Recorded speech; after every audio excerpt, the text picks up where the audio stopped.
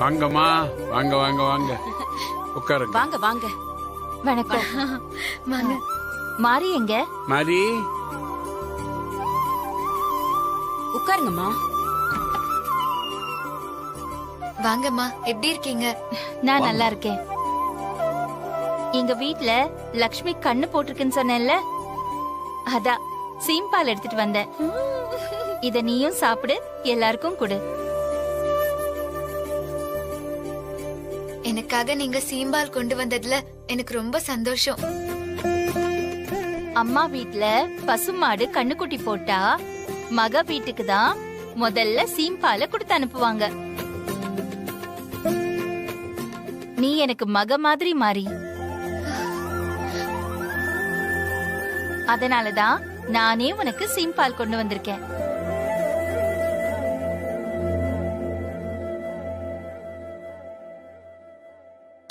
இந்த அம்மா மாரி மேல இப்படி பாசம் வைக்கிறதுக்கு மாரி அப்படி என்னதான் சொக்கு பொடி போட்டாலும். ச்சே, எல்லாருக்கும் கொடுமா. சரிங்கம்மா.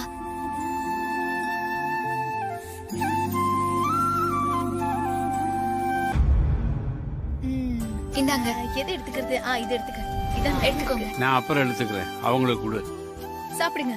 அம்மா நீ எடுத்துக்கோங்க. முதல்ல கொடு, அவருக்கு கொடு, நான் அப்புறம் சாப்பிடுறேன். எனக்கு வேணாமா, நான் நிறைய வீட்டுல சாப்பிட்டுட்டேன்.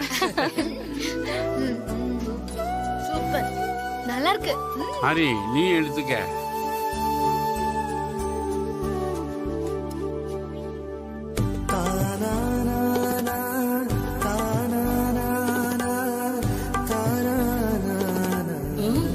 நல்லா இருக்குப்பா. நல்லா இருக்கா?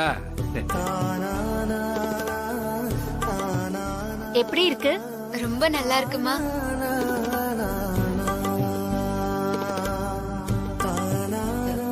ஏ ஸ்ரீஜா, நீ அங்க நின்னுட்டு இருக்க? வா, வந்து சீம்பால் வாங்கிக்கோ வா.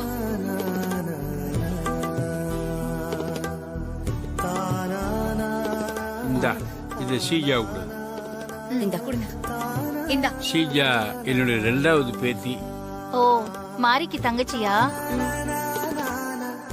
அப்புறம் இன்னொரு விஷயமா, சொல்லுங்கம்மா. உனக்கும் சூர்யாவுக்கும் இன்னைக்கு நான் வீட்ல விருந்துக்கு ஏற்பாடு பண்ணிருக்கேன். அவசியம் நீங்க 2 பேரும் வரணும்.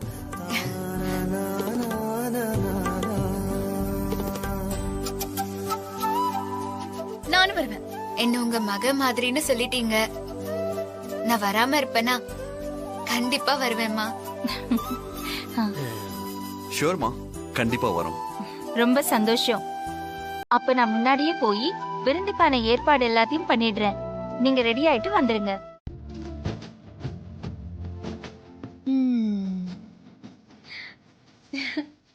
எப்படி?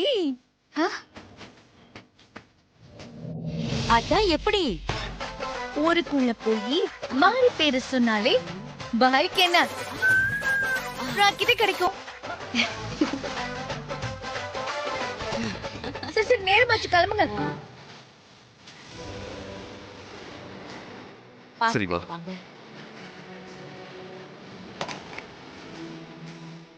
ஏறு.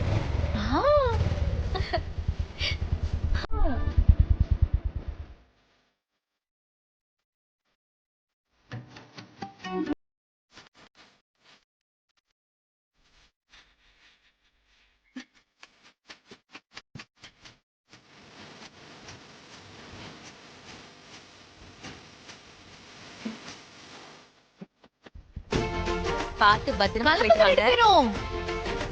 Bye. நல்லா கட்டி பிடிச்சிட்டு போங்க.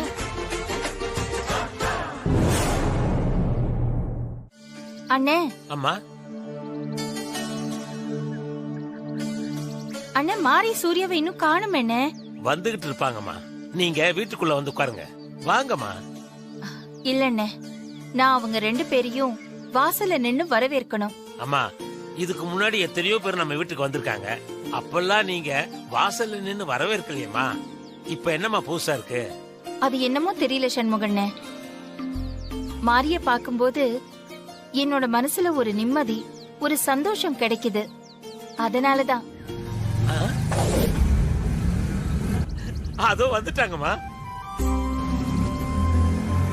ஆமாண்ணே. சந்தோஷமாமா?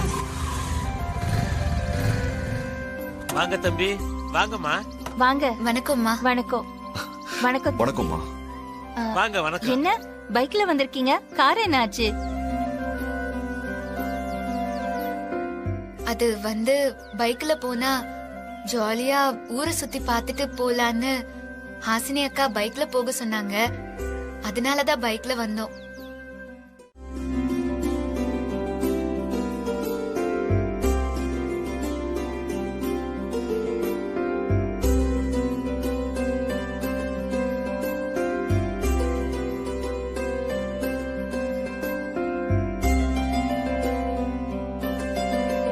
உட்காருங்க. சரி.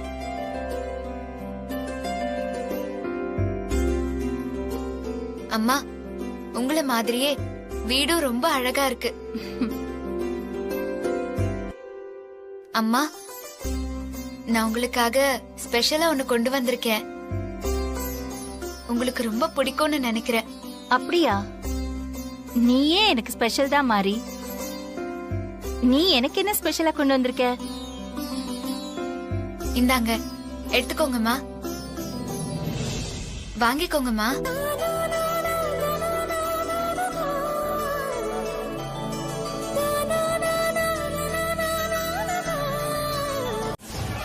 அந்த பொண்ணு வந்துதான் இந்த கோயிலையே திறக்க போறா.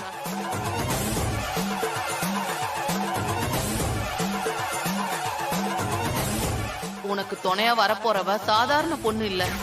நீ வணங்கக்கூடிய பேச்சியம்மன் உனக்காகவே அந்த பொண்ணை அனுப்பியிருக்காங்க.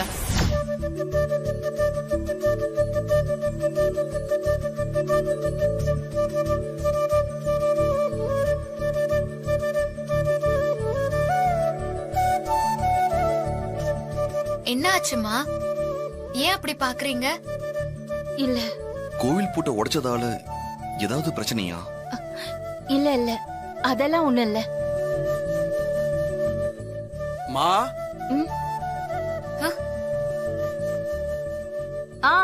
உள்ள வாங்க.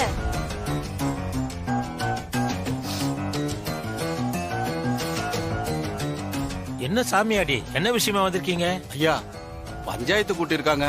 அம்மாவுக்கு தகவல் சொல்ல சொன்னாங்க.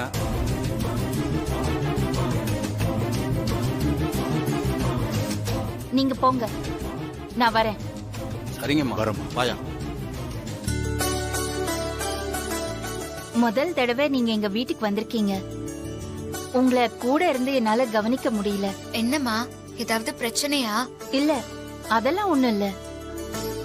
ரொம்ப நாள் பிரச்சனை இப்பதான் முடிஞ்சிருக்கு. முதல் முறையா நான் உங்க 2 பேரையும் வீட்டுக்கு வர சொல்லிருக்கேன்.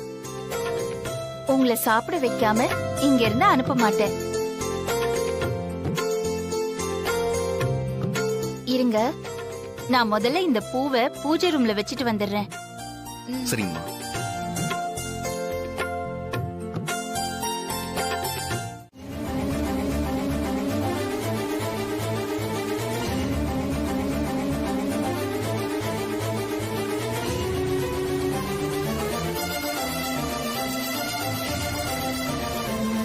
பூட்டை உடைச்சது நான் தான்.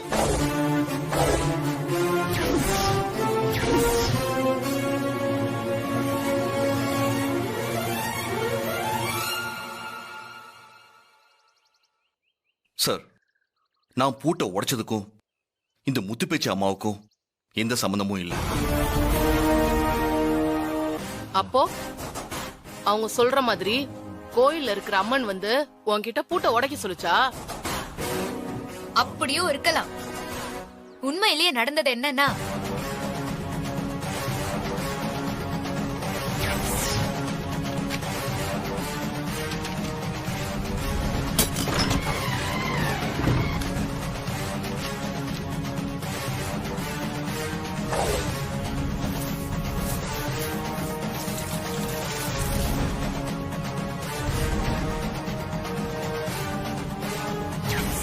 இதான் நடந்தது.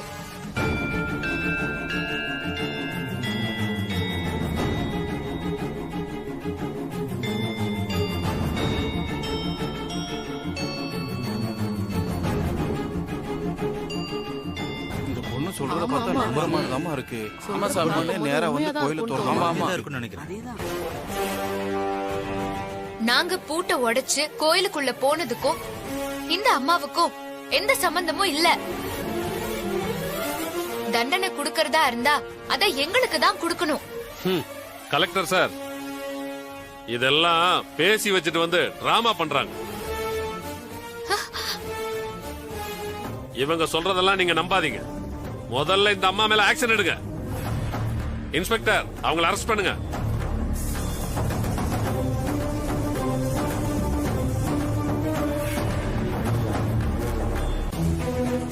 இவங்க 2 பேரையும் என் வீட்டுக்கு விருந்துக்கு கூப்பிட்டு இருந்தேன். வீட்டுக்கு வர வழியில என்ன நடந்ததுன்னு அவங்களே சொல்லிட்டாங்க. அதனால கோயில்ல நடந்ததுக்கும் எனக்கும் எந்த சம்பந்தமும் இல்ல.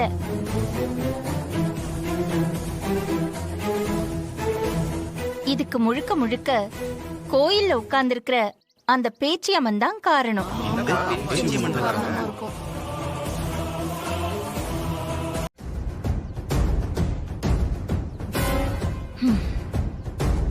சும்மா விட மாட்டீங்கல்ல?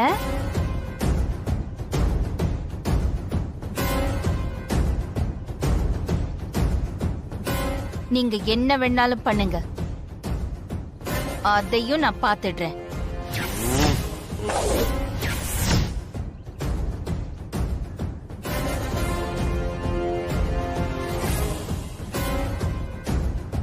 இப்படியே நீங்க 2 பேரும் மாத்தி மாத்தி பேசிட்டு இருந்தீங்கன்னா என்னதான் பண்றது?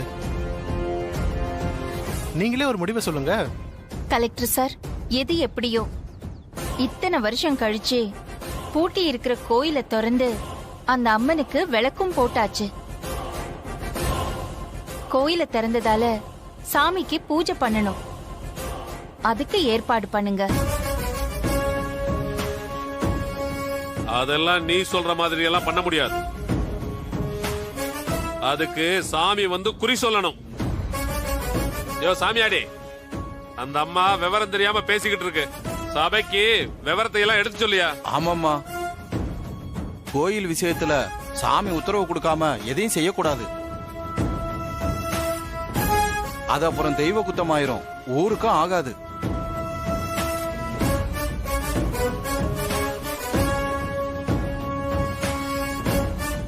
அப்புறம் என்ன, கோயிலை இழுத்து போட்டுங்க.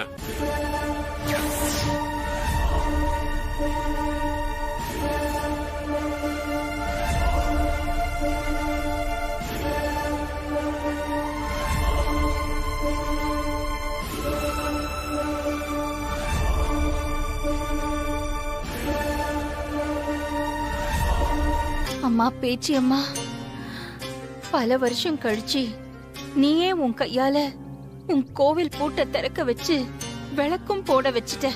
அத நினைச்சு நான் சந்தோஷப்படுறேம்மா. ஆனா இப்ப ஒன்ன சாக்கா வச்சு உன் கோயிலுக்கு மறுபடியும் பூட்டு போட பாக்குறாங்கம்மா. உன்னை நம்பி இருக்கிற எனக்கும் இந்த ஊர் மக்களுக்கும் நீதாம்மா வழி காட்டணும்.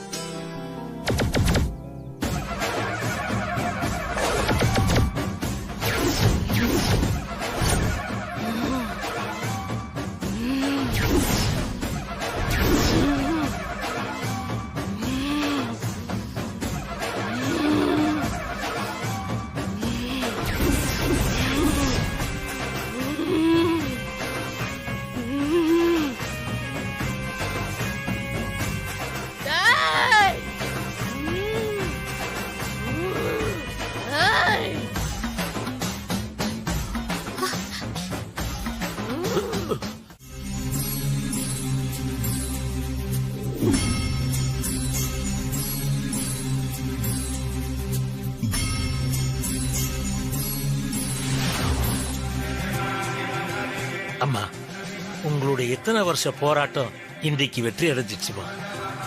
நல்லபடியா கோயிலை திறந்துட்டீங்கம்மா. வாங்கம்மா.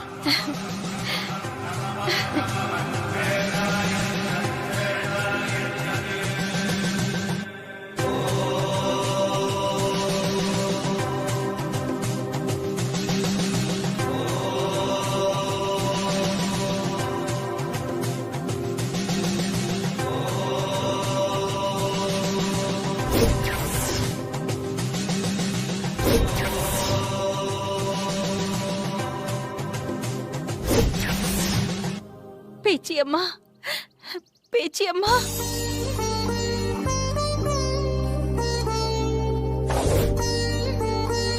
அம்மா, பேச்சியம்மா, இப்பதான் எனக்கு ரொம்ப சந்தோஷமா இருக்கு.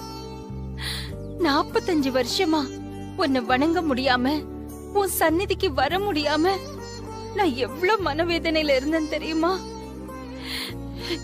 இப்போ உன்னை பார்த்ததுக்கு அப்புறம் தாம்மா என்னோட மனசு நிறைஞ்சு இருக்கு.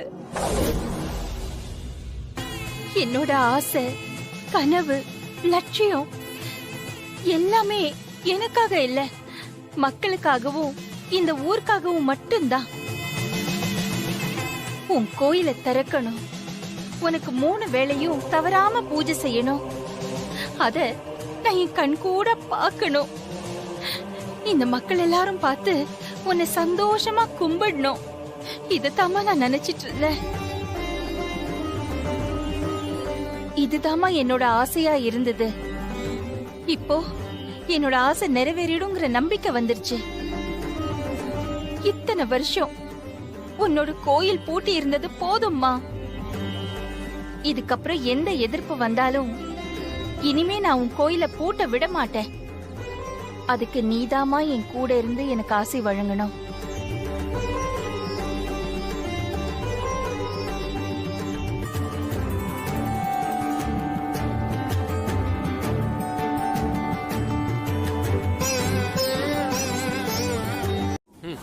மாறி என்ன அவ்வளவு பெரிய ஆளா? அவளை முடிக்கிறதுக்கு கூட்டணி போடணுமா என்ன? ஒரு சாதாரணமான பக்கத்தூர் பூசாரியோட பேத்தி தானே. அவ கதைய நானே முடிக்கிறேன். மாரிய சாதாரணமா நினைக்காதீங்க. இத்தனை வருஷமா கோவிலுக்காக உங்ககிட்ட போராடிட்டு இருந்த முத்து பேச்சுக்கு ஐடியா கொடுத்தது அந்த மாரிதான். கோவில திறக்க வச்சதும் அவதான். கோயில் பூட்ட உடைக்கிற ஐடியாவை கண்டிப்பா மாரிதான் முத்து பேச்சுக்கு கொடுத்திருப்பா. ஆமா, முத்து பேச்சுக்கு இந்த மாதிரி குறுக்கு வழி எல்லாம் தெரியாது. கண்டிப்பா இது அந்த மாரியோட யோசனையா தான் இருக்கும். அந்த மாரிய நான் சும்மா விட மாட்டேன். என் கோவிலும் எனக்கு கிடைக்க வேண்டிய முதல் மரியாதையும் என்னை விட்டு போக காரணமா இருந்த அந்த மாரிய நான் பழி வாங்காம விடவே மாட்டேன். மாரிய பழி வாங்க என்கிட்ட ஒரு ஐடியா இருக்கு. என்ன ஐடியா? உங்க ஊரு சாமியாடிய கொன்னுருங்க. இதுக்கே சாக்காரா? சாமியாடிய கொல்லணுமா? ஏன்? மாரி ராசி இல்லாதவ, அபசகுணம் பிடிச்சவன்னு இந்த ஊரை விட்டே துரத்தி விட்டு இருந்தாங்க. இப்ப அந்த மாரி உங்க ஊருக்குள்ள வந்து கோவில் பூட்டை உடைச்சு கோவில் கதவை திறந்து அம்மனுக்கு விளக்கு ஏத்துனதுனாலதான் அந்த சாமியாடி இறந்துட்டாருன்னு பழிய மாரி மேல போடுங்க. முத்து பேச்சியும் இதுக்கு உடனே சொல்லுங்க. என்ன யோசிக்கிறீங்க? ஒரே கல்ல 2 மாங்கா. உங்களுக்கு எதிரி மாரி முத்து பேச்சு 2 பேரையும் பழி வாங்கின மாதிரி இருக்கும்ல. நான் சொன்ன மாதிரி நீங்க செஞ்சீங்கன்னா கோவிலையும் திறக்க முடியாது, பூஜையையும் நடத்த முடியாது. கோவிலும் உங்க கட்டுப்பாட்டுக்குள்ள இருக்கும். இது யோசிக்க வேண்டிய விஷயமா இருக்கு. அழகு தேவதை யோசிக்குது மீச ஒர்க் அவுட் ஆயிடும். மாரி, ஓ மூலமா அந்த பேச்சி அம்மா அதை நிறைவேற்றி வச்சிட்டா. மனசுக்கு ரொம்ப சந்தோஷமா இருக்குதுமா. அப்புறம் பேச்சி அம்மனுக்கு திருவிழா நடந்து முடியற வரைக்கும் நீயும் சூர்யாவும் நம்ம வீட்ல தான் தங்கணும்.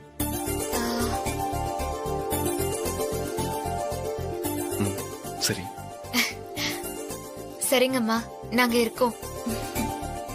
சரிங்கம்மா. சாமி, அம்மா, எப்ப திருவிழா நடத்தலான்னு சாமி கிட்ட குறி கேட்டு பூஜைக்கு உத்தரவு வாங்குங்க. அப்படியே பண்ணிரலாமா? சண்முகனே, அதுக்கான எல்லா ஏற்பாடையும் பண்ணிடுங்க. சரிம்மா, நான் பாத்துக்கிறேம்மா.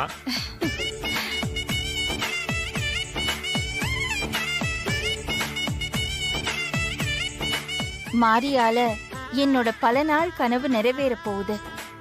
அத நினைச்சாலே மனசுக்கு ரொம்ப சந்தோஷமா இருக்கு. என்னோட தங்கச்சி முகத்தை பார்த்து 10 வருஷம் ஆச்சு. இப்ப அவ எங்க இருக்கா, எப்படி இருக்கான்னு தெரியலையே. ராசத்தி நல்லா இருப்பாக்கா, நீங்க எதுக்கும் கவலைப்படாதீங்க. நல்லா இருக்கணும்.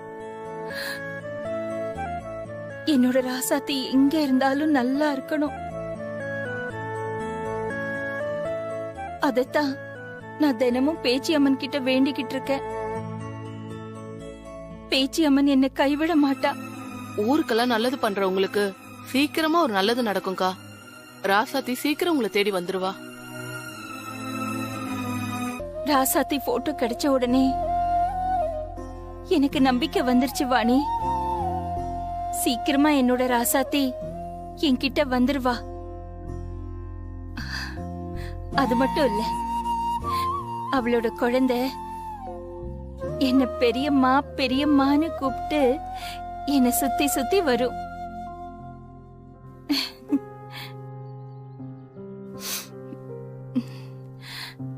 இப்பவே இந்த போட்டோவை சண்முக அண்ணன் கிட்ட கொடுத்து சென்னையில இருக்கிற எல்லாருக்கும் அனுப்பி என்னோட ராசாத்திய தேட சொல்ல போறேன்.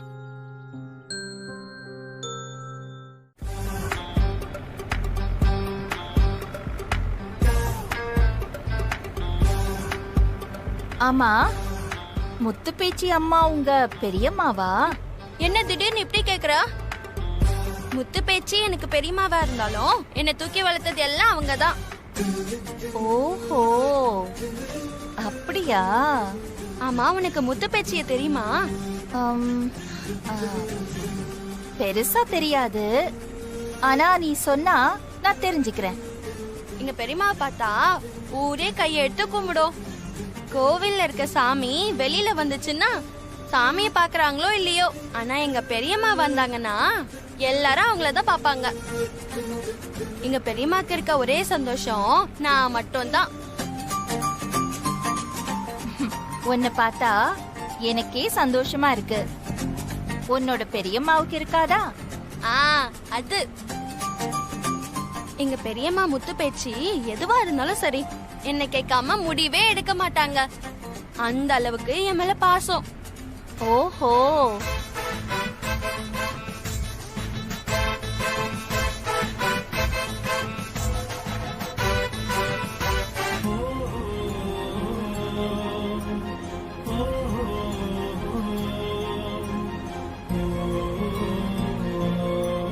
ராசாத்தி, நீ எங்க இருக்கியோ எப்படி இருக்கியோன்னு தெரியல.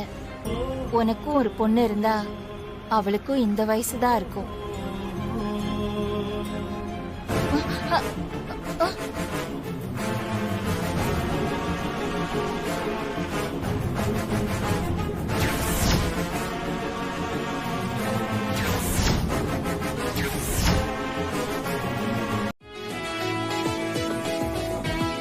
என்ன யாரையும் காணோம்? அம்மா வெளியே நிக்கிறாங்க.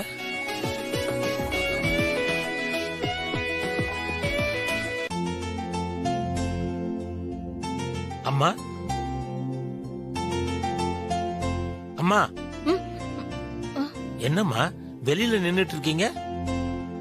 வா, நீ போன் பண்ணான்னு அவசரமா கிளம்பி போனீங்களே, ஏதாவது நல்ல தகவல் கிடைச்சதாமா? கிடைச்சது சண்முகண்ணே. தங்கச்சி ராசாத்தியோட போட்டோ கிடைச்சிருக்கு. இனிமே நல்ல காலம்தாமா. இத்தனை வருஷமா திறக்காத கோயில திறந்தாச்சு, தங்கச்சி போட்டோவும் கிடைச்சிருச்சு. இனிமே நல்லதாதாமா நடக்கும். ஆமா சண்முகண்ணே, எல்லாம் மாறி வந்த நேரம்தான். குறி சொல்ற அம்மா சொன்ன மாதிரி மாறி அந்த பேச்சி அம்மனோட மறு உருவம்னு நினைக்கிறேன். அம்மா, அம்மா, தங்கச்சி போட்டோ கொடுங்கம்மா. தங்கச்சி முகத்தை பார்த்து பல வருஷம் ஆச்சுமா. எவ்வளவு அழகு! ஐயோ, ஏன் கட்டையை போட்டுடும் போல இருக்கு. அண்ணே, இந்த போட்டோவை சென்னையில இருக்கிற நமக்கு வேண்டியவங்களுக்கு எல்லாருக்கும் அனுப்பி வச்சு ராசாத்திய கொஞ்சம் தேட சொல்லுங்கண்ணே. சரிங்கம்மா, இப்பவே அந்த வேலையை பாக்குறமா. அம்மா, அந்த கவரு. அம்மா, ஒன்னும் கவலைப்படாதீங்கம்மா. தங்கச்சி போட்டோ தான் கிடைச்சிச்சுலம்மா. சீக்கிரம் தேடி கண்டுபிடிச்சு நம்ம வீட்டுக்கு கூட்டிட்டு வந்துடலாமா. அண்ணே, தங்கச்சி போட்டோ கிடைச்ச உடனே எனக்கும் அந்த நம்பிக்கை வந்துருச்சுன்னு. இப்ப நான் ராசாத்திய நினைச்சு கவலைப்படல. அவளோட குழந்தைக்கு இப்போ ஒரு 8 வயசு இருக்கும்ல. அதே வயசுல ஒரு சின்ன பொண்ண நான் பார்த்தேன். அந்த குழந்தைய பார்த்ததும் எனக்கு ராசாத்தி குழந்தையோட ஞாபகம் வந்துருச்சுன்னு. அம்மா, தங்கச்சி கிடைச்சா கூடவே அந்த குழந்தையும் கிடைச்சிட போகுது. நீங்க ஒண்ணும் கவலைப்படாதீங்கம்மா. அம்மா, அப்புறம் இன்னொரு விஷயமா. என்னன்னு? மாரியோட வீட்டுக்காரரும் உங்களை தவிர வீட்டுல வேற யாருமே இல்லையான்னு கேட்டாங்கம்மா.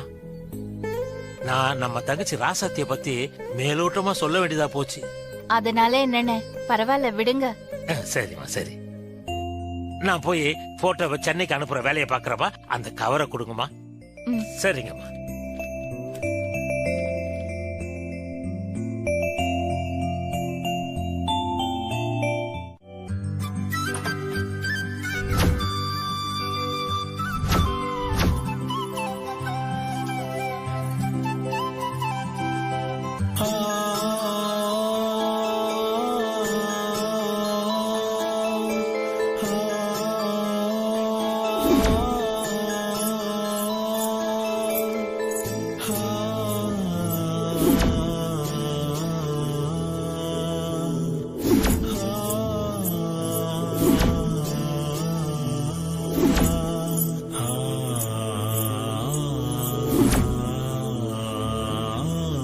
ராசாத்தி, இது நீ சின்ன வயசுல போட்ட கொலுசு.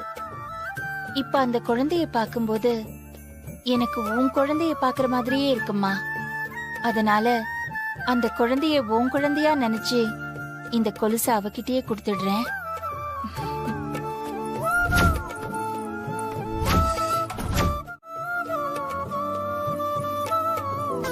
இத பாத்தியா? கொலுசு.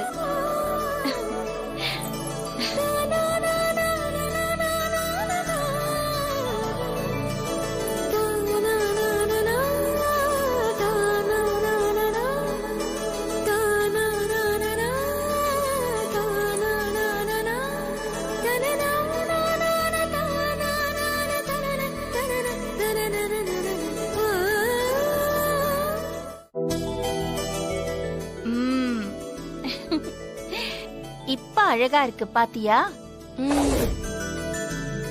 கொலுசு இல்லாம நடக்க கூடாது என்ன? சரி. சமத்து. மாரி, கூட்டிட்டு போ, சாப்பாடு கொடு.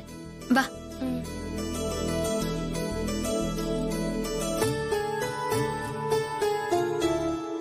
அம்மா. என்னங்க? இந்தாங்க. குடிக்க தானே தண்ணி கேட்டீங்க. கொண்டு வர்றதுக்குள்ள எந்த கோட்டையை பிடிக்க யோசனை பண்ணிட்டு இருக்கீங்க? கோட்டையை பிடிக்கலாம் எனக்கு ஆசை இல்லடி. கோயிலை பத்தி தான் யோசிச்சுக்கிட்டு இருக்கேன். கோயில் பிரச்சனை தான் முடிவுக்கு வந்துருச்சேப்பா, அப்புறம் எதுக்கு யோசிச்சுட்டு இருக்கீங்க? சாமி நல்லபடியா வாக்கு சொல்லணும்பா, அப்பதான் கோயில் பிரச்சனை முடிவுக்கு வந்ததா அர்த்தம். அத பத்தி தான் யோசிச்சுக்கிட்டு இருக்கேன். என்னங்க சொல்றீங்க? சாமி கட்டி ஆட போறது நீங்க தானே? சாமி கட்டி ஆட போறது என்னவோ நான் தான், ஆனா வாக்கு சொல்ல போறது பேச்சியம்மா. நான் சாமி கட்டி ஆடி வாக்கு சொல்லி 35 வருஷமா ஆயிப்போச்சு. இனி ஆயுசுக்கும் சாமி கட்டி ஆடுற வாய்ப்பு கிடைக்குமோ கிடைக்காதோன்னு ஏங்கிக்கிட்டு இருந்தேன். அந்த பேச்சியம்மாவும் அந்த முத்து பேச்சியும் தான் எனக்கு அந்த வாய்ப்பை கொடுத்துருக்காங்க. முத்து பேச்சி அம்மாவும் ஊர் மக்களும் நான் சாமி கட்டி ஆடுறதை எதிர்பார்த்துக்கிட்டு இருக்காங்க. குத்துப்பட்டோ சாக கூடாது. அப்படி செத்தா ஊர் மக்களுக்கு சந்தேகம் வந்துரும். உடம்புல காயம் இல்லாம செத்தாதான் தெய்வ குத்தமானதால சாமி அடி செத்துட்டான்னு எல்லாருமே நம்புவாங்க. அண்ணா, மாறி ஊர் கட்டுப்பாட்டை மீறி கோவில் பூட்டை உடைச்சதுனால அம்மன் கோவப்பட்டு சாமியாடிய கொன்னுடுச்சு. இதுக்கெல்லாம் காரணம் மாரியும் முத்து பேச்சியும் தான். மாரி மேலையும் முத்து பேச்சி மேலையும் இந்த பழைய தூக்கி போடுங்கண்ணே. என்ன அழகு தேவை. அதுக்கப்புறம் மாரிய ஊரை விட்டே அனுப்பணும். முத்து பேச்சிய ஊருக்குள்ள தலை காட்ட முடியாம பண்ணுங்க. ஒரு ஆள் சாமியாடிய கூட்டிட்டு வருவோம். நான் சொன்னதெல்லாம் நல்ல ஞாபகம் இருக்கட்டும். நாங்க அப்படி போய் மறைஞ்சு நின்னு எல்லாத்தையும் பாக்குறோம். அழகு தேவதை அவனுக்கு வந்துகிட்டு இருக்கானோ, வா ஒளிஞ்சுக்கலாம். பாத்துக்கோங்க, வாங்க போலாம். பாத்து கொடுங்க.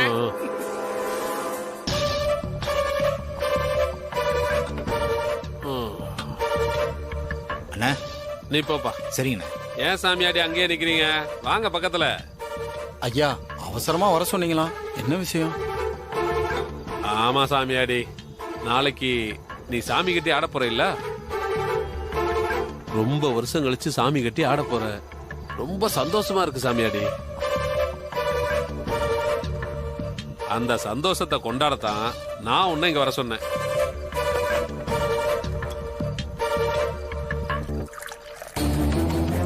அழகு தேவதை, நாம விஷம் கலந்த கிளாஸ் தான் அது. இந்த குடி. வேணாங்க ஐயா, நாளைக்கு சாமி கட்டி ஆடணுங்க ஐயா. நாளைக்கு தானே சாமி கட்டி ஆட போற, இப்ப குடிக்கலாம், தப்பில்ல. வாங்கிக்க சாமியாடி.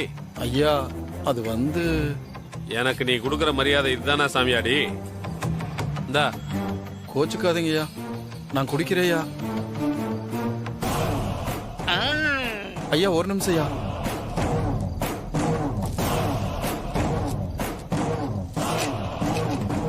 ஓ பக்தி இருக்கட்டும் இருக்கட்டும். குடி.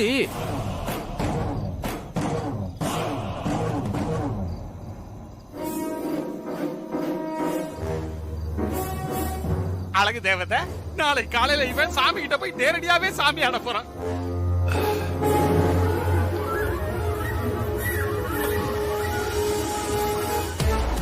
ஐயா நான் சாமி கட்டி ஆட போறதுனால நீங்க என் மேல கோவமா இருப்பீங்களோன்னு பயந்துகிட்டே இருந்தேன் ஐயா.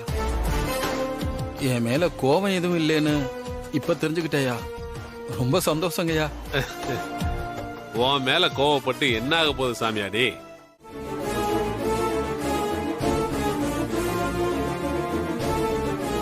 நல்ல தெம்பா இருந்த சாமியாடி இப்படி திடீர்னு செத்து போனார்னா அதுக்கு காரணம் தெய்வ குத்தம் தான். ஆமா ஆமா, பேச்சம்மா கோவக்கார தெய்வம். நல்லா இருந்த சாமியாடி சாவுக்கு பேச்சம்மா கோவம் தான் காரணம். கோவில் பூட்டை உடைச்சு பேச்சியம்மா கோபத்துக்கு ஆளாயிட்டமே, இந்த ஊரு என்ன ஆக போகுதுன்னு தெரியலையே.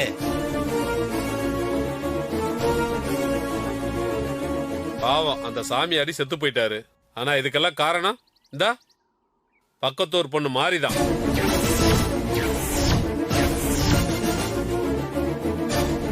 கரெக்டா சொல்றான் பாரு. இந்த மாதிரி அவங்க சொந்த ஊர்க்காரங்களே அவசகுணம் பிடிச்சவ, ராசி இல்லாதவன் சொல்லி ஊரை விட்டே விரட்டி இருக்காங்க.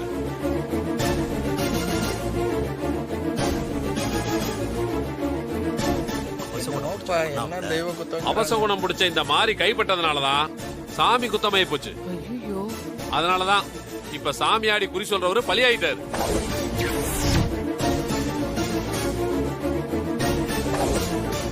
பக்கத்தூர்காரிய மட்டும் இந்த விஷயத்துல குத்தம் சொல்ல முடியாது. இதுக்கெல்லாம் இன்னொருத்தரும் காரணமா இருக்காங்க. யாரு? இந்த முத்து பேச்சு தான்.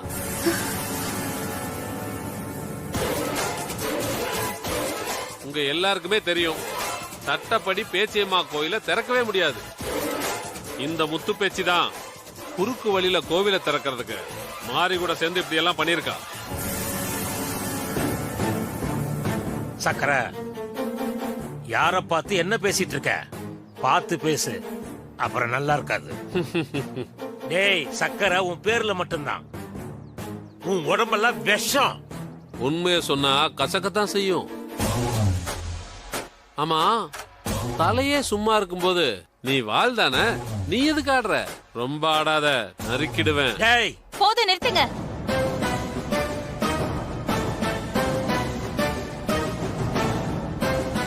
சத்தமா பேசுறதுனால நீங்க சொல்ற பொய்யெல்லாம் உண்மை ஆகாது. மாறி கோயில திறக்கிறதுக்கு காரணம் நான் இல்ல, அந்த பேச்சி அம்மன் தான். அன்னைக்கு என்ன நடந்ததுன்னு ஏற்கனவே மாறி பஞ்சாயத்துல வச்சு எல்லாத்தையும் சொல்லிட்டா.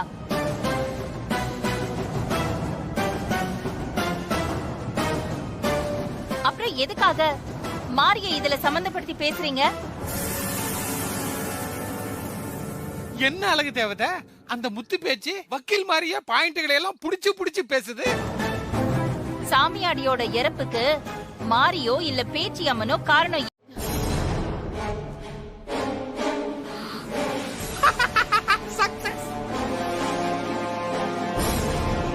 மாரி, நீ எதுக்கு ஊரை விட்டு போனோம்? நீ ஊரை விட்டு போனா இவங்க சொல்றது எல்லாமே உண்மைன்னு ஆயிடும். நீ போகாத. என்ன தடுக்காதீங்கம்மா. இந்த கோயில திறக்கணும், அந்த அம்மனுக்கு பூஜை நடக்கணும், மக்கள் எல்லாரும் சாமி கும்பிடணும்னு நீங்க எவ்வளவு கனவோடவும் லட்சியத்தோடவும் இருந்திருப்பீங்க. அதுக்காக உங்க வாழ்க்கையவே தியாகம் பண்ணிருக்கீங்க.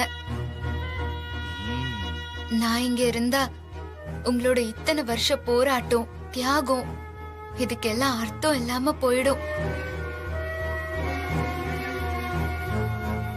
அதனால நான் ஊரை விட்டே போறேம்மா. என்ன தடுக்காதீங்க.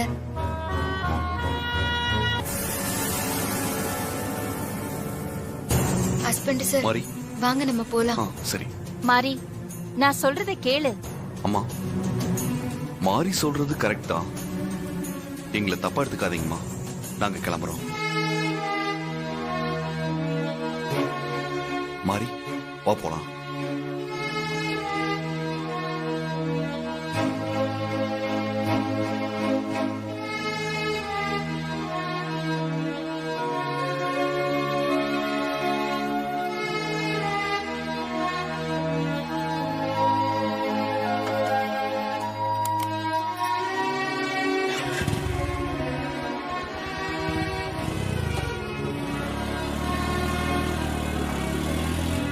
சூப்பர் அழகு தேவதை, ஒரு விக்கெட் காலி. நெக்ஸ்ட் என்னன்னு பாப்போம். Wait and see. பெரிய விஜயகாந்த் நினைப்பு.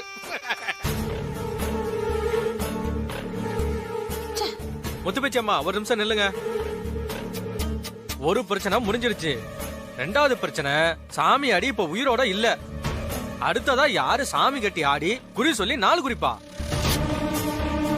அதுக்கு ஒரு முடிவை சொல்லிட்டு போங்க. சாமி ஆடியோட மகன் தான் அடுத்து சாமி கட்டி ஆடணும். அது எப்படி ஆட முடியும்? நமக்கு நல்லது கெட்டது சொல்லிட்டு இருந்த சாமியாடியே இறந்து போயிட்டாரு. அதனால அவரோட குடும்பமே தீட்டுப்பட்டு போயிருக்கு.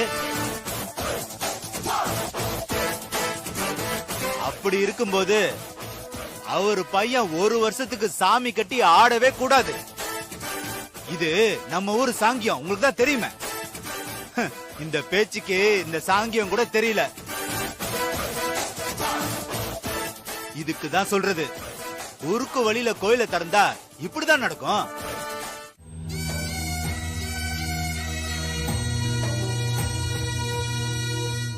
பேச்சி அம்மா அவங்க உயிரை பத்தி கவலையே இல்லைன்னு சொல்றாங்களே ஹஸ்பண்ட் சார்.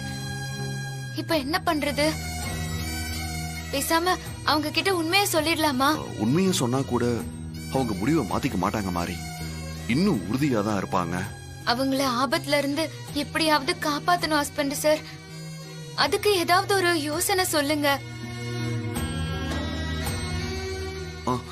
அவங்க உயிருக்கு யாரால ஆபத்துன்னு தெரிஞ்சதுன்னா ஏதாவது செஞ்சு காப்பாத்திடலாம். ஆனா அது எப்படி தெரிஞ்சுக்கிறது? அம்மாவோட நிழலா இருக்கிற சண்முக ஐயா கிட்ட கேட்டா ஏதாவது தகவல் கிடைக்கும்ல ஹஸ்பண்ட் சார்? வெரி குட் மாரி. கண்டிப்பா அவருக்கு ஏதாவது தெரிஞ்சிருக்கும். நாம அவர்கிட்டயே கேட்போம். வந்துட்டாரு.